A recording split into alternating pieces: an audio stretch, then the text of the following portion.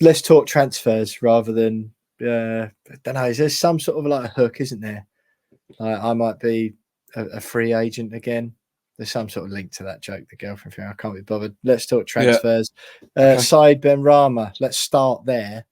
I mean, again, I've got about as much patience with Said Benrahma as I have with VAR in football. Yeah, I just got no time for the bloke. Go. I've never ever really rated him. He thinks he's miles better than he is. Completely petulant. Like, I'm sorry, but when has he ever done that before? It's the most like sort of passion or effort, he's dedication to anything he's shown for months. I mean, it's absolutely pathetic. That it's clearly deliberate. Like, if he doesn't want to be there anymore, don't worry about it, Saeed. You are not doing us a favour by sticking around. And yeah, I think it's pathetic, to be quite honest. Like, we're losing a game away from home. He's got an opportunity, or should see it as that, to do something finally. 1 assist, 0 goals all season for a forward. Ridiculous. Absolutely ridiculous. Go. I know friend of the show, Sun Sports West Ham correspondent Jack Rosser reported first that West Ham had rejected a loan bid from Marseille not too long before the game. And I mean, look, there's hardly a queue of suitors. West Ham want to get rid of him this month. I know that for sure. They're also trying to get rid of Ings as well, and Benrahma. They want a new left winger this month. The Kalvin Phillips stuff we'll get on to shortly. But I just want to get Benrahma out of the way first, really. Like on this podcast and generally, I think it's ridiculous.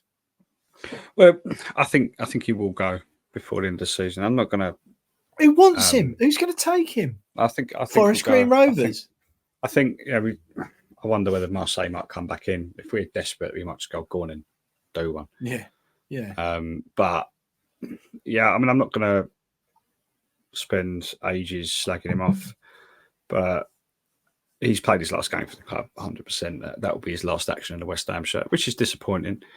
Sums it up, really. It's just, even if he wasn't up for sale this month, what he's done in that game is complete. Like, given our injury problems and the fact we've got players away on AFCON, if we need players, don't care how good they are, we need players to play, and he's gone and done that and got himself a three game back. Like, it's just not good enough, and it's I'll be very surprised if he's still at the club beyond January. I think that will be the last straw. It's the last straw for a lot of fans, but I think that would have been the last straw for David Moyes as well. I think David Moyes would be like, right, he's got to go, get him out. And so I saw a lot of people reading into Moyes has said that he hadn't spoken to him about the red card, and a lot of people going, "Oh, he's never liked Benrahma, really bad man." Well, no, that's probably is true. If I'm David Moyes, why would you? Like, he's let the team down on the night, and he's made it very clear that maybe he's done that because he's annoyed that the loan bid from Marseille was rejected. Maybe he's just kicked off and go because there's been a lot of rumours that he wants to go to France. Maybe he's seen the offer from France come in and gone, right, well, now's my chance to go, and then West Ham have gone, no, the offer's not good enough. And he's been wheeled out at Ashton Gate. Then he's taken it out on a Bristol City player. Who, let's have it right, deserved the kick anyway for what he did to Ings earlier on in the game, but that's not the point. But yeah, I don't know. I obviously I don't have a strong opinions of you about Benrahma's time at West Ham, but I will be very surprised and slightly annoyed if he does play for us again. Yeah, mate. I just think very few players I think have been, and their time at West Ham have been as overrated as Said Benrahma has. I think he's got like the what's it called? It's like, how after time, like Carlton Cole I love him, absolutely love him. He was on the We Are West Ham podcast in the summer when I was over in Australia. Lovely bloke, really friendly, really generous with his time. It's fair to say that over time, people, I think, have forgotten a few of the absolute stinkers that Carlton Cole had for West Ham, right? Would that be fair to say? I think so, but the difference with Carlton Cole is that even if he had a stinker, he was still trying 110% every game. Like that's why the fans fell in love with him. It's because he gave everything for the shirt. Yeah. Benrahma doesn't. No. Goes missing in games. And so that's why you can kind of, you used to almost forgive Carlton Cole for having bad games and missing sitters and all the missing one-on-ones. He used to miss at least one-on-one a game, didn't he? And go, okay, well, at least we know he's trying. He's trying. No. So and you're right. I honestly can genuinely, and I know you perhaps don't think the same.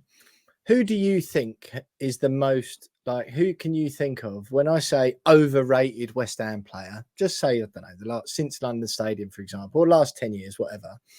When I say overrated West Ham player, who do you think of?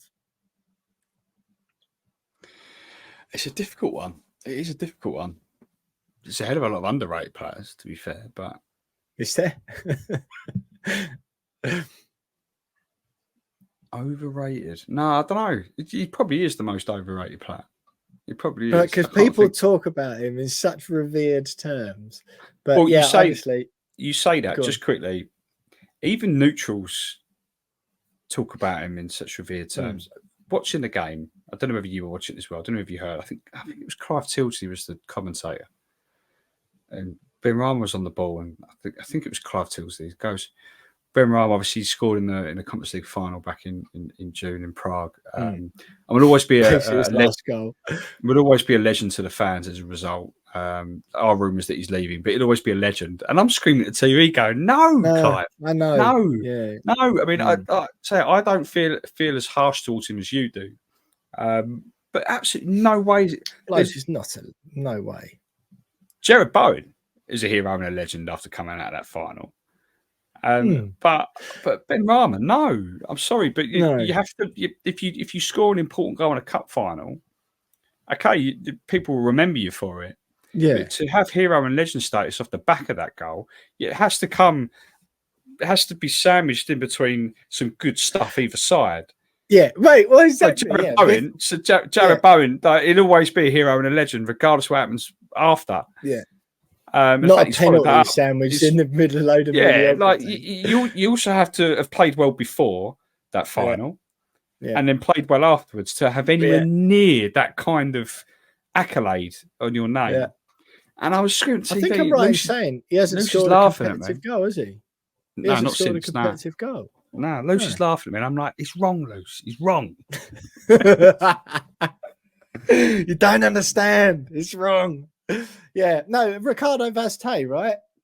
Like scored a goal in the playoff final. Yeah, but generally was pretty poo and frustrating. Good in the Championship, bang average in the Premier League. Yeah, good. Yeah, he was all right in the Championship, wasn't he? But I totally agree. But anyway, good riddance is what I will say. Proper good riddance. Never really fancied him. I think the biggest shout he had for getting in the team was the when he first come, really, and he was struggling to get in behind Lingard, and understandably so. But I think he's been given countless opportunities on top of opportunities, and he thinks, and loads of fans think he's far better than he is. He's never ever pushed on, and then some fans speak about him in the same terms, or in terms that Mohamed Kudus and Lucas Paqueta still don't get spoken about, and Jared Bowen even, and I think it's ridiculous. People are just blinded by the odd step over or two, but the day cannot come too soon when I don't have to see Saïd Benrahma in a claret blue shirt cut in from the left, shape up as if he's going to whip in a teasing ball for someone to just glance in and smash it straight out for a goal kick. Good riddance, Saïd. Other potential outgoings, Jonesy, Wolves tend to be the only team interested in Danny Ings. I'm hoping that performance at Sheffield United was a shop window performance. Even his hair transplant he had, it's not the greatest, is it? It hasn't really taken that one. It's just been a general disastrous period for Danny Ings. 125 grand a week, the club's third highest earner. Wolves want him, but they also want Che Adams, and they're looking at one other target on top of that. I understand, and they're certainly not. The only way West Ham get rid of him is if they agree to pay a significant chunk of his wages, and I'm talking about 50% of the noises I'm hearing at the moment. And I'm not super sure the club's willing to do that. There was a story come out over the weekend by Leverkusen, Victor Boniface, 23 years of age, Nigerian. About 50 million quid should do it. Be a club record transfer, I think. But I mean, I get a bit bored of that because inflation, and it's going to be a club record transfer every year. That's how it works. But West Ham are in a position where they need to get some heads out the door. Not as much as other clubs as far as FFP. Obviously, the Declan Rice transfer sort of helps. But yeah, they still need to get some players out the door, get some wages off the books. I think Fornals is still going to be an end of the season job, but they would let Benrahma and Ings go this month. Who's going to take Danny Ings, mate? Let alone Benrahma, but Benrahma's on not a fraction. He's still on a decent wage, about 70 grand a week. But who's going to take Danny Ings? Seriously. I don't know. I mean, when I saw Wolves were interested, I was a little bit surprised, actually. Given that. They let that Fabio Silva and Kaladzic, is it, go, I think? Yeah, but then if you're Wolves, you'd let those players go, but you need a goal scorer, right? Yeah. Scored 29 games. I think it's 30, maybe 29 games now. Is it 30 games now? I don't know what it is, but yeah, it's rubbish, whatever it is. It's been a long time since he scored a goal. Yeah. Clearly out of confidence. Like I've already said, played well against Sheffield United, but I don't know. I'd be surprised if anyone comes in for him and is willing to pay him the wages. I think we're going to have to stomach some of those wages. I know you said the club aren't too keen on doing it, but I think they're going to have to, because no one's coming in and taking him off our hands. Well, no, that is it. Like, no one is going to pay. No one. There's very few interested parties anyway, and those that have inquired aren't willing to pay anywhere near 125 grand a week. Absolutely nowhere near that. So yeah, that's not a I don't know. I'd love to see the back of him, frankly, but I'm not so sure that one gets done this month. Incomings then, Jonesy. I think it was you who tweeted actually the other day. You reshared a tweet suggesting West Ham are at the front of the queue for Kalvin Phillips. Jack Rosser again is fairly close to all things West Ham, writing today that we're leading the race now for Kalvin Phillips. Long story short, Man City want a £7 million loan fee, right? Newcastle and Juventus were both keen on bringing him in. Atletico Madrid and Barcelona also been linked. For all of those teams, Atletico I'm not sure about, but that went a bit quiet as soon as it came out. But certainly for those other three names there, not willing or can't afford to pay the £7 million unless they offload some players because they're sailing the line close to FFP. I don't know about you, James. Well, I do know about you because you tweeted it and I couldn't have agreed with the tweet more. When it said, we're going to pay Kalvin Phillips around £3 million in wages or whatever to the end of the season, plus a £7 million loan fee, you said, yeah, or just buy a striker. And I've never agreed with a tweet more. What are we doing? Like, the best position on the field we've got is centre midfield with James Ward-Prowse, Edson Alvarez and Thomas Souček. Those three have been brilliant this season to a man. What are we doing? Let's get it right. I like Kalvin Phillips. He's a good midfielder. I was a little bit surprised. Really like him. Yeah. I don't know why he went to City, because you knew he was going to be bench fodder as soon as he went. Not even that, is he? But yeah. No, but I like him as a player, and I'd love us to get him. But I don't think he's a priority. He should not be a priority signing. He should not be, let's chuck 130 grand a week at him, this January type signing. And if you really want cover for your midfield, you got Flynn Downs smashing out for Southampton in the Championship. Bring him back. Nah, that's his level. That's his level. If you want cover for midfield, you've got a midfielder playing well in the Championship right now. Bring him back. Bring him back. And everyone's going, "Oh, really, really?" It's like, well, what would you rather us do? What would you rather us do? Would you rather us go, okay, well, what we'll do, we'll bring in Kalvin Phillips, who then technically replaces Thomas Souček in midfield. He's the only midfielder he's replacing in that midfield, right? He's not coming to sit on the bench, mate, is he? He's sitting on the bench at Man City. Why would you move? No, so he's coming to West Ham to play every week. There's only one midfielder that comes out of that midfield, and that's Thomas Souček. The trouble with that is, then you lose Thomas Souček's goals. He's got 8 goals this season. Kalvin Phillips isn't replacing him for the goals. He's got 1 goal in 65 Premier League games. Yeah. So, or do you go, okay, well, let's keep the midfield we've got because it's our strongest part of our team. If we need cover, bring in the geezer out who's out on loan at the moment. Don't care whether it's his level or not. If you need cover, he did all right last year as cover. Yeah. Right? And we'll spend the 130 grand a week that we were going to spend on that midfielder on a guy that can score goals up front because at the moment we've got none. No, and that's my point. I'm not saying bring back Flynn Downs because he's absolutely amazing and he's our best midfielder. And there's no just like what I'm saying is he's doing well at the moment. He's playing week in week out for a promotion chasing team in the Championship. If you want cover, we've got cover there. He's just playing for another team at the moment. Bring him back instead of going out and putting all that money and all those wages towards a player that is a good player but isn't in a priority position for us. Yeah, it doesn't make sense to me. I don't understand it. No, I quite agree. And I disagree with you wholeheartedly on Flynn Downs because the situation I think is that every single game, now we're at the FA Cup and League Cup, every single game we've got this season is vitally important. Every single one we play from now on till the end of the year. There's no downtime anymore, is there? It's proper business time. Like the Europa League last 16 or swing round, I don't want Flynn Downs anywhere near that tie. All the games we've got in the Premier League, really. Like, I mean, if to be fair to him as well, I think he knows West Ham's not his level. West Ham know that we're not his level. I just sort of think it's a bit unfair on him as well. And would he be up for it if West Ham go, right, Flynn, come back, will you? And yeah, don't worry, mate. I know you're really enjoying it at Southampton and finding your feet and improving and developing, but just come and sit on the bench for the next till May, please. I disagree with you on that one, but is what it is. That's okay. Well, what would you do instead then?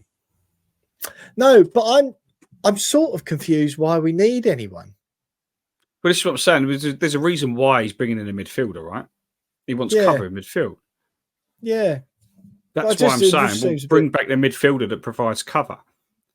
Yeah. Because at the end of the day, there's going to be one of those midfielders in the squad is going to be on the bench for the rest of the season. Okay, put it this way then, right? Because this is how Moyes would be looking at it. He's going, well, because he does want a left winger. I know that for a fact. So if you manage to get a left winger in, and Benrahma goes, God forbid, not God forbid, God willing, that's it. I'm normally pretty good at phrases, not on this podcast. So a left winger comes in, Mo Kudus comes back, Paqueta comes back, happy days, and it's that front three of what are you saying? Like you assume you're having those three in midfield: Souček, Ward-Prowse, Alvarez, Paqueta, Kudus, and then Bowen up top. Right, that's the strongest 11 now.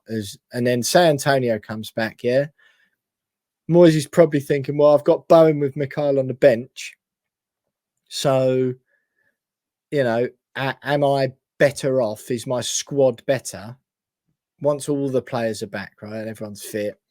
Is my squad better with Kalvin Phillips who comes in, and then? Do you know what I mean? Kalvin Phillips comes in, Souček drops to the bench, or whoever you think they might be, or maybe even Ward-Prowse. I don't know, because I honestly can't see him, like you say, with the goals. Souček seems odd, I don't. But Ward-Prowse, is Moyes not Ward-Prowse going? Well, Jared doesn't Bowen's get my dropped. number one striker, and Antonio's coming back, so I'm going to be okay in that position.